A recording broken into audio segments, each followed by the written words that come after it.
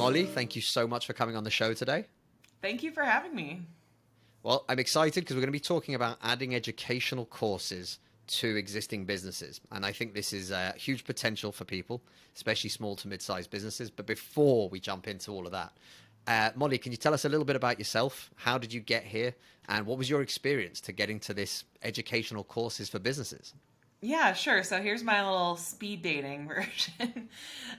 So I dropped out of college and I started a photography business. I had 81 cents to my name, so I basically got free business cards from Vistaprints.com. And I went door to door offering to take photos of pretty much anything for money. And then I actually within a few years had grown my photo studio to multiple six figures, and other photographers started asking me how I did it.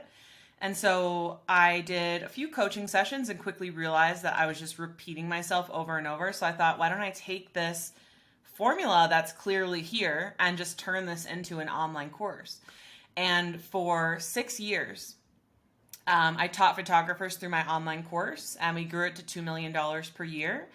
And then people started asking me, how did I do that? And so 1 year ago, almost to the day, I transitioned to now helping other people kind of like take their story, exactly what I did, and turn whatever their knowledge or expertise is into their own online course. This is awesome because I've got a really big pet hate, and I've mentioned this quite a lot on this show, of the number of people out there that are offering courses when they haven't actually done the thing that they're offering the courses about. I'm guessing by your nods of approval that you feel the same way about this. This is a Yeah, major issue, honestly. right? So we like emailed Chris to be on the show, and he's like, I'm pretty hesitant about course people. And I'm like, that just made me like you, to be honest with you. Because I was like, man, I'm hesitant about course people. So yeah, I mean, there's so many people. That's like the number one comment I get on my Facebook ads is like, oh, a course creator creating a course about courses. And my response is just like, look, I get it. And that's why I think it's important that I actually did the thing before teaching it, which is important for everyone who has a course. I think that's huge. And yeah, I don't know why so many people are out there. And I know there's lots of people that are probably listening to this show as well that have been potentially burnt, unfortunately, because, you get this fantastic sales pitch of everything's going to work out great and you can make millions of dollars whilst you sleep. And yeah, I haven't actually met anyone who's made millions of dollars whilst they slept, not at the beginning. And it's something that I think I feel really bad about. Like it does grind my gears in a really bad way because it's just a shame. Like there are great people out there, and there are great people that have done stuff, just like yourself.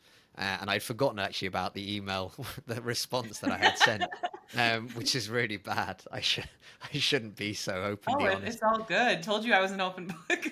Yeah, but I genuinely believe in this because when we Yeah. started this podcast, the idea was that if we could help, like I said to you at the beginning before we were recording, it's just about if we can get one step, one trick, one tip, one tool, whatever it is in each episode that can really help someone take the next step in their digital marketing and start to see results, that to me is the win. And I think there's so many other people out there, promising the end of the earth, basically. You get everything. It's going to be fantastic and you'll be rich and famous and, you'll lose weight somehow through this magical marketing tip that I'm going to give you. And you're like that, like it just doesn't exist, right? I've been doing this for 13 years in an agency. It takes hard work. It takes effort. It takes consistency. So I'm Hmm. happy to talk to someone at least who's done the bits before they've actually sold the course about doing the bits. But let's talk about this then, because actually this is a really good segue. If you're going to make a course, I'm guessing it should be about what it is that you've spent the last X number of years doing and doing well, hopefully, so that you can actually pull on that information. Is that the way that you would talk to businesses about this? Yeah, I think, there's a number of ways you can find out a good course idea. And I always tell my students to start out making a list of all the things that they are knowledge about, passionate about, people ask them questions about all these things. But yeah, I mean, ultimately, it really, if you think about it, it really boils down to your story. Like, what's something that you struggled with, that you overcame, and now, you have a solution or a framework or something to this. Like, depending on the topic, you don't necessarily need to be like the doctor of how to keep plants alive, if you're going to have a course on houseplants, right? You need to typically know like 10% more than who you're teaching. Um, Obviously it depends on the course. You want to be qualified to what you're teaching, but yeah, I think ultimately it really boils down to your story, what you've been through, and helping other people who are maybe struggling with where you were, and want to be where you are now. That's always the challenge, though, right? Isn't it? It's that next step. And again, this is kind of the premise of this podcast. It's how do you take that next step, not the one that's 322 steps down the line. When Gary Vee tells people make 150 pieces of content a day, it's easy. Come on, what are you waiting for? It doesn't help people with where they're at now, where, their blog probably hasn't had an update for 3 months. No one check out our agency website. There's a new blog going live tomorrow. So And that those doesn't people count. have giant teams. So yeah, I always say just start out with one thing, master that, go to the next. Yeah. Absolutely. And this For is the sure. hard part, right? So when you're looking at creating a course, and I can imagine this, especially if we were going to do this, obviously we're a digital agency. We've been doing this for years, and we've helped a few people in various different ways in the past, but we've never actually looked at building out proper courses or anything else. But we would stick to that, right? It's a super easy add-on that Mhm. is a perfect example of a product that whereby somebody might not be able to afford our services, but they might be able to afford to go through an online learning portal, for example. Would that be a Yeah. good fit for businesses, like especially service-based businesses, to find something relating to their core services? Oh, absolutely.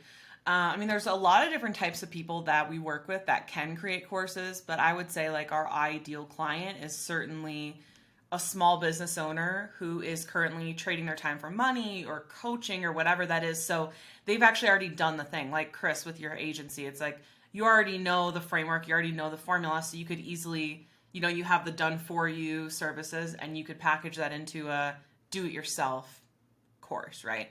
And yeah, I mean, there's really two ways because with me, with my photography business, like I could have created a course on how to take good photos or something like that, right?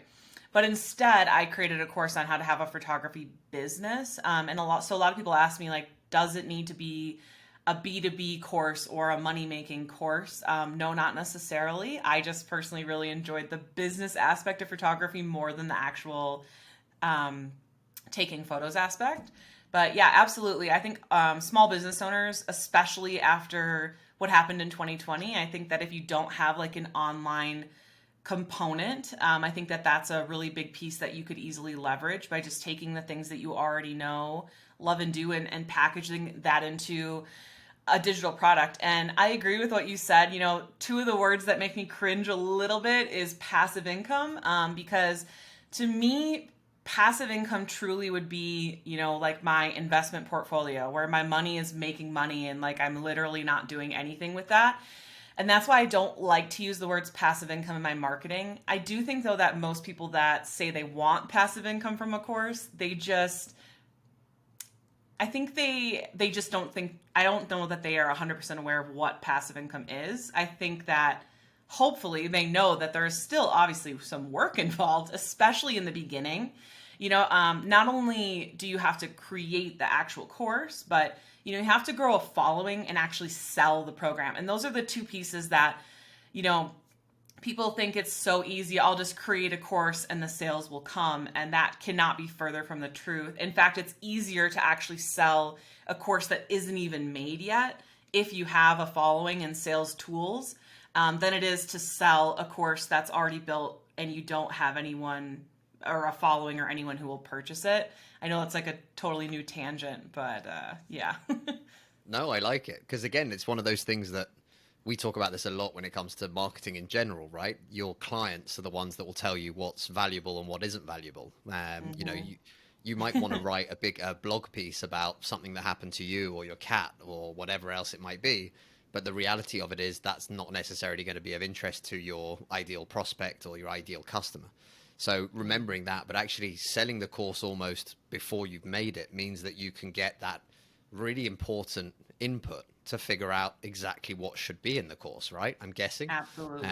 So now you can tailor make it based on what 10 people or your first 15 clients think they want out of it. and you can make it the best possible course in the world for those 15 people, which means you get all the knock-on effects, right? People being super happy, being really excited, liking the learning content because it's exactly what they were looking for in the first place.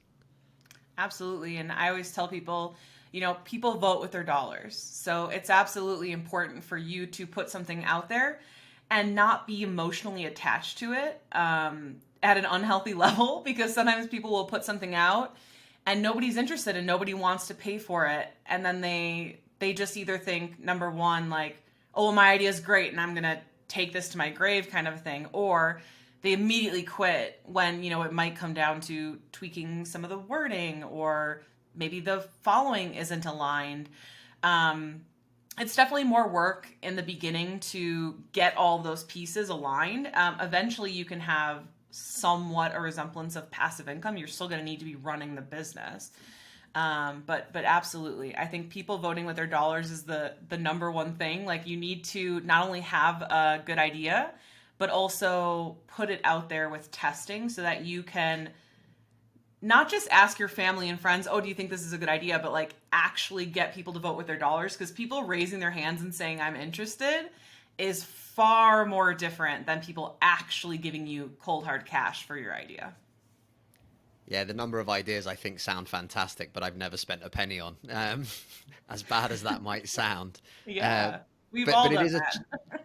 well, the thing is, it's funny because it's a challenge for a lot of people. And I'd say it's the basics of digital marketing, right? Whether you're selling a service, a product, a course, whatever else, there is no easy solution, right? Today, people, lots of people have lots of different ideas of Facebook is dead, or Facebook is for old people, or emails don't work anymore, or, you've I got to be on love TikTok or Pulse it won't Releaser. work. Great. Yeah. But it's true, right? And everyone's got these preset ideals of what's going to work, what's not, what is or isn't good, or whatever else. But the reality is, no matter what it is that you're trying to get someone to part with cold hard cash for, you've got a shit ton of work, excuse my language, but a shit ton of work to get them from knowing about you to giving you their money. And I think that's the key part where a course sounds great because, yeah, it gets delivered automatically once it's sold, but you Hmm. still got to get to that point of sale. And I'm wondering from your side of things, and I think this might help other people listening. I've seen this hundreds of times where companies have said to me, no, we don't do video. We've tried that. It doesn't work for us. And I'll say, great. What sort of things did you try? And they're like that. Well, we did this one video that one time and it tanked. So we stopped. And you're Yeah. like that. That's not really the same as doing video, right? That's not, I want That's to like do somebody multiple who's tests. divorced saying like, I tried marriage once, marriage doesn't work. Like, I'm done with marriage, but maybe they just didn't find the right person. Absolutely. You didn't find the Or right maybe they person at didn't the work right hard time. enough. Yeah. It could be a And lot of again, things. this is the thing, right? And I think that's the biggest challenge for lots of people. So I'm wondering from your side, what are the kind of basics, especially in that beginning stages of trying to get a course out there? What are the sort of things? Obviously, you mentioned trying to build a following, but how do you help people to find the right ways of doing that online? Yeah, absolutely. So one of the things we just already had touched on was selling your course before you've actually created it. And whenever I tell people this, they panic and they're like, oh my God, that's a scam. I can't sell something that isn't actually created. So take a breath. I will explain it to you.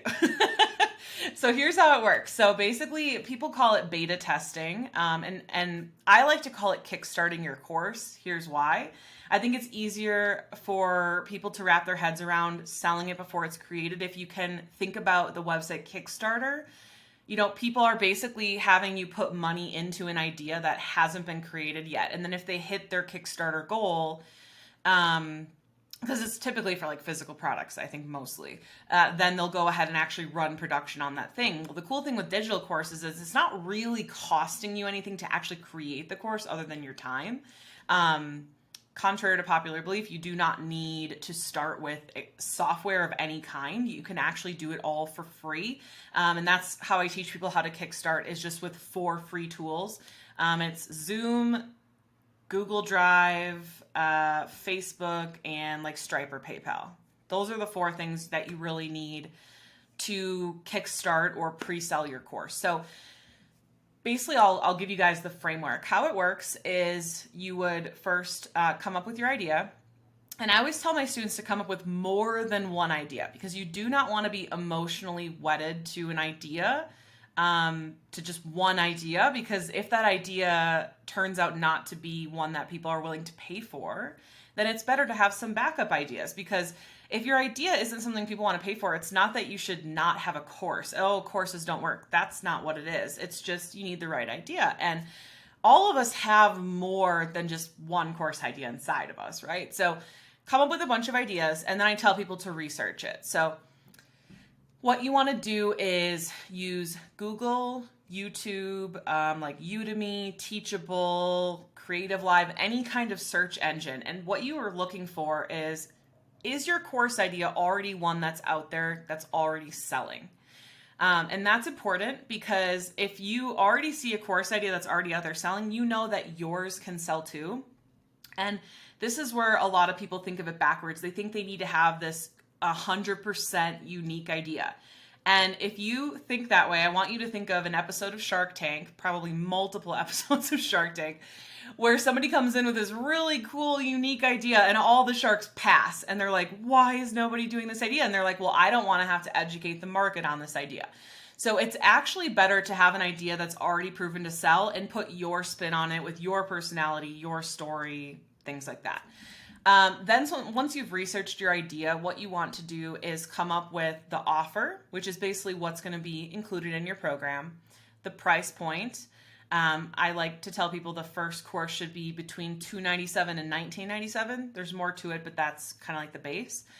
And then what you want to do is start growing a following for your course. So even if you already have a following or you don't, neither one matters, because you need to have a following specific to that course. I do get a lot of students that have big followings, but they might not necessarily align or match with the course they're creating, which, number one, you might want to reconsider then, because if you already have a following, that's like great. So like Chris, for example, he already has his agency clients and a following, and then he could add a course, right? So I teach my students my method for growing a Facebook group, and you only need 100 to 200 people in your Facebook group minimum to kickstart your course. So April of last year, I did this with our new program, and we did $17,600 in sales in 30 days from just 200 people in a Facebook group. So you don't need loads and loads of people. Then once you have people in a Facebook group, which that's what I like to start with, but if you're more of like an Instagram or Clubhouse or whatever, you can do that. And then you literally would just make posts that are like, hey, who's interested in learning this thing? And when people say comment or raise their hand or put an emoji, that invites you to message them. This way you're not spamming or scamming or cold messaging them. Like, they're actually inviting you to say, hey, I'm interested in this thing. And then you would message them and say, hey, this is my course idea. This is my offer. Like, this is everything that's included. This is the price. See how you're not selling them like air? Like, you're actually telling them what they're going to get. And then the people that purchase, you put them into a separate Facebook group for paid members. And you would actually teach that course live. So you can do pre-recorded videos. I think it's smart to just do, if you have a 5-module course, you just go live in that Facebook group once a week for 5 weeks. And like Chris said, when you create your first course like live or pre-sell it, not only are you getting money up front, not only are you making money a lot faster, but your course is actually going to end up better, because people can ask you questions. They can say, oh, I'm confused on this. And then you can make the course better. Oh, I didn't know I should probably include this spreadsheet. Let me include this for you. You get testimonials. It really just makes the whole process a lot easier if you kickstart your course beforehand.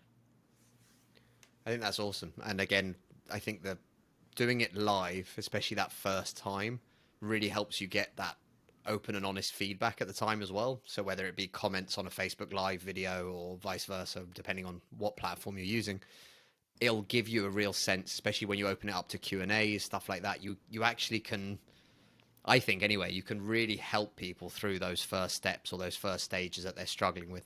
And I think that's, again, a huge win for you, because then the things that you might not have thought were important might actually come up. And if the same question gets asked 3-4 times from 10, 20, 50 people, you start to get a sense of, oh, actually, crap, that's actually something that's really important and I should be talking about more in the final version of the course.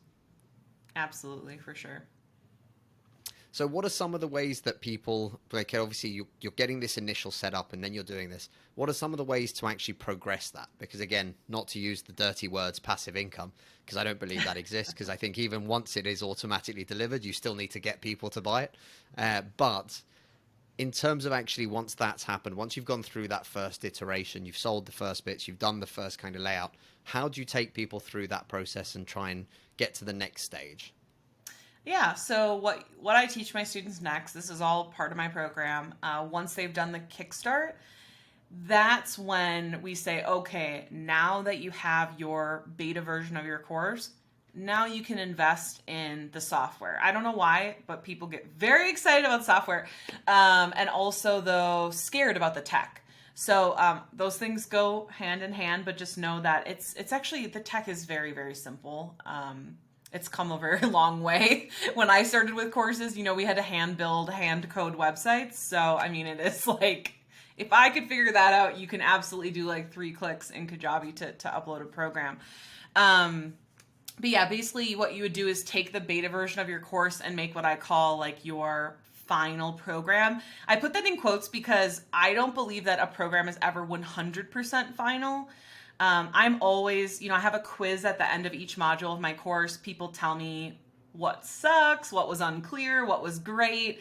And then about once a quarter, I go in and I update things. So it's always something that I'm improving and making better. And I think that if you do that, your sales are going to become a lot easier, because you don't want to be somebody that just sells a lot of people into a crappy course. That will kill your business very quickly, I promise.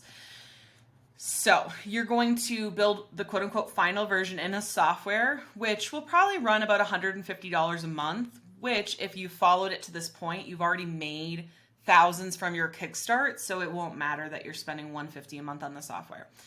Then what I like my students to do next is come up with a live lesson, which is basically my terminology for a webinar. It's basically a less scammy version of a webinar, one that's actually going to help people whether they purchase your thing or not. And basically what you want to do is come up with a really good presentation and deliver that live over and over and over and over until it performs well. That's the simplified version of it. And then once it performs well, then you can consider putting it into what's called an automated funnel. And I do have to disagree with a lot of other experts out there. There's a lot of people out there that think you should just go right away to an automated funnel. I absolutely could not disagree with that more, especially with how much Facebook ads costs are right now. You're going to end up wasting a lot, like tens of thousands of dollars on Facebook ads trying to run traffic to a funnel before you know it's actually proven. Not just proven once, proven multiple times consistently over and over.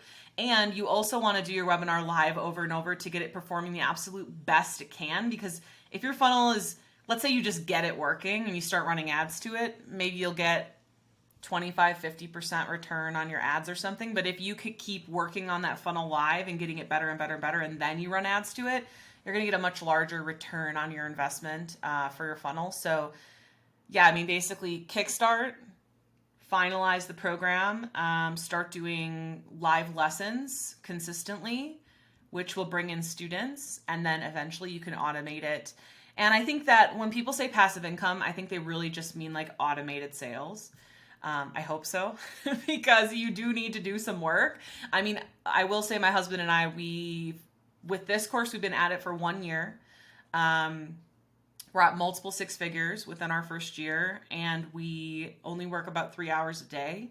So we do work minimum amount of hours, and we do make sales technically while we sleep. We also make sales during the day, but we are putting in work. Like I'm on this podcast right now. We do a lot of organic marketing to cut down on ad costs, things like that. I could go on about the advanced stuff forever, but that's pretty much the gist of it.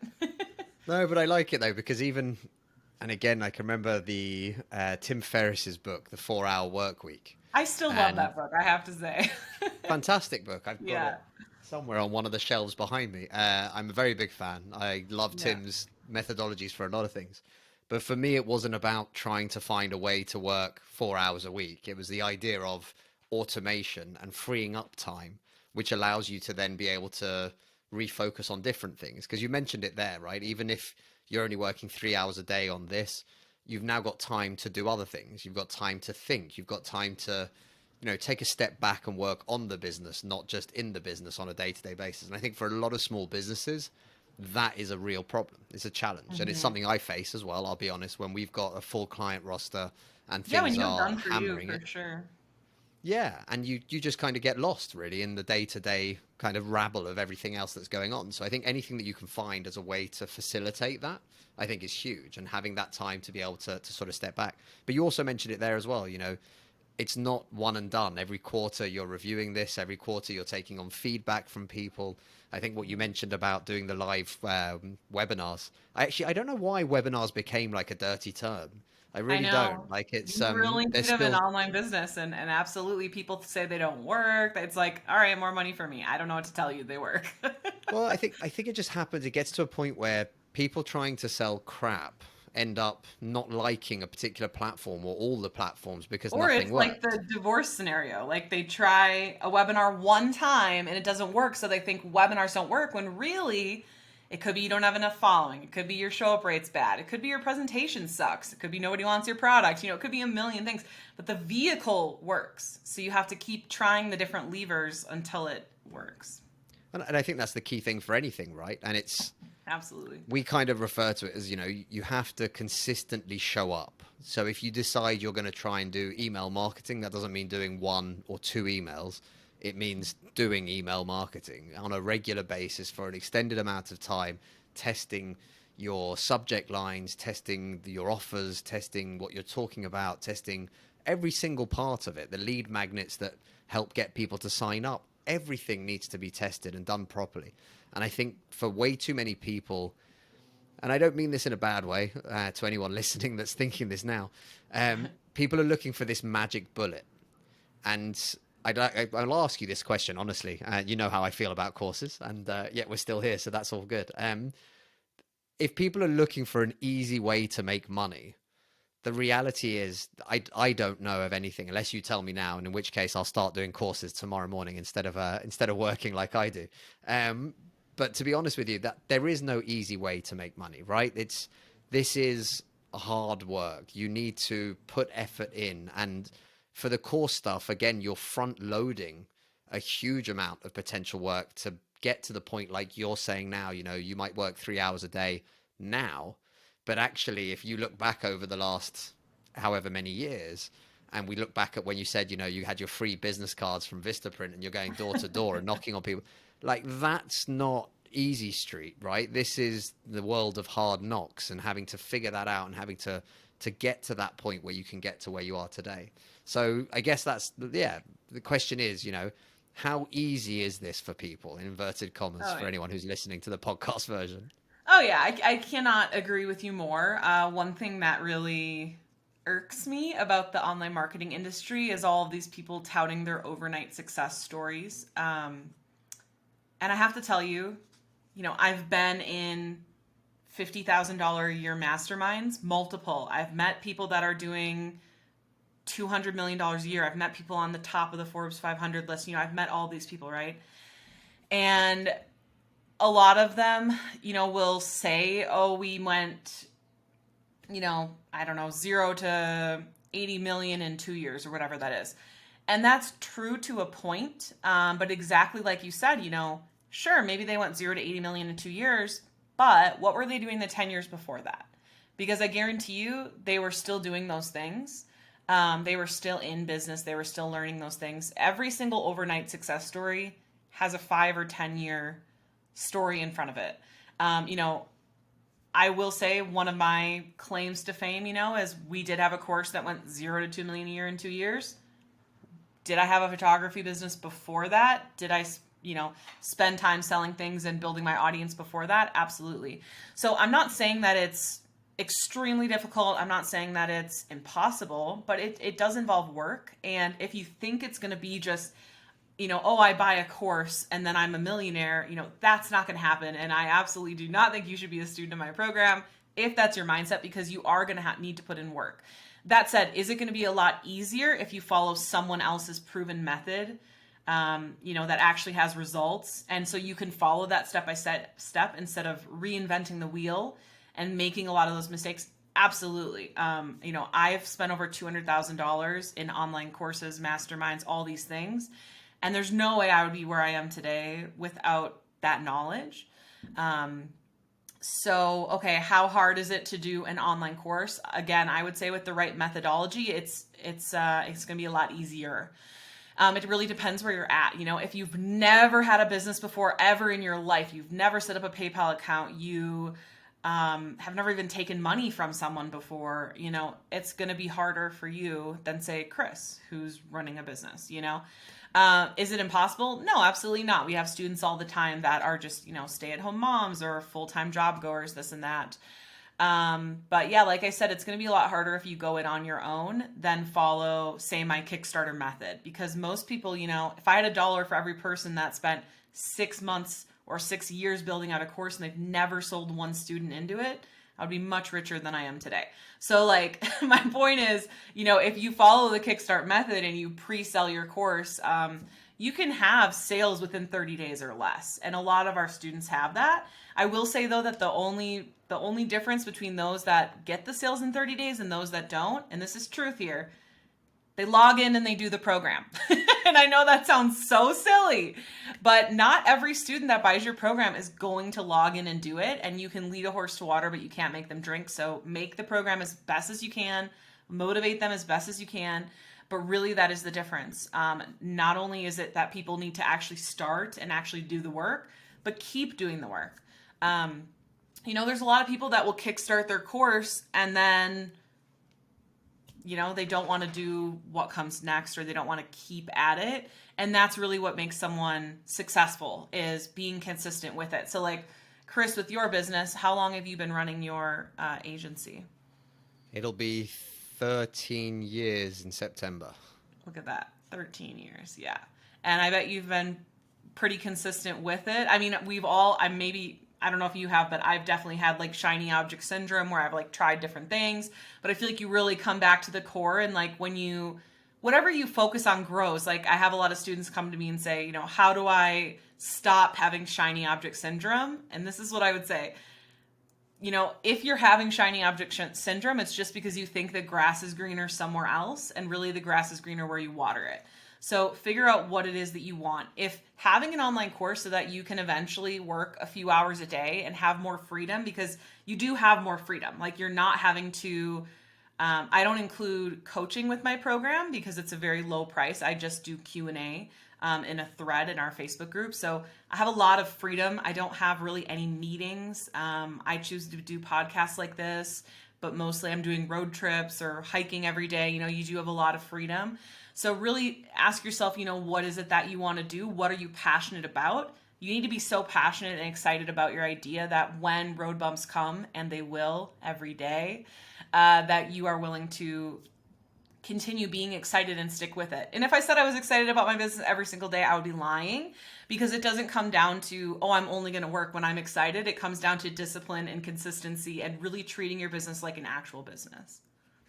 Yeah, coming up to the end of our financial year, so I'm going to have accounts coming up. I'm not going to be excited about my business for that short period of time whilst that's happening. But welcome to the real world. Hey, that's how that goes. But no, I completely agree with you. And I think shiny object syndrome, we've all been there. We've all made mistakes. At the same time, I've had a couple of successes and wins because of that, where you've gone off and tried something and it does work. I'd say that the key thing, from my point of view anyway, has been the consistency. You said it there by, the grass is greener where you water it. If you're consistent, if you keep showing up, if you keep delivering value, as rubbish as it sounds, and I know that other people talk about this a lot, but, if you can just keep helping people in some way, shape or form as a business owner, invariably you get something back for that. And, it's been 13 years. I have a pretty decent reputation now. I've got a very good network of people. We get introduced to businesses all over the world because of people that we've met over the years. It's a nice feeling to know that other people respect you enough to kind of put their reputation on the line by introducing them to you. So I think that's something to bear in mind. But again, it doesn't come from not doing anything. It takes effort, and you have to put that in, I think, especially at the early stages.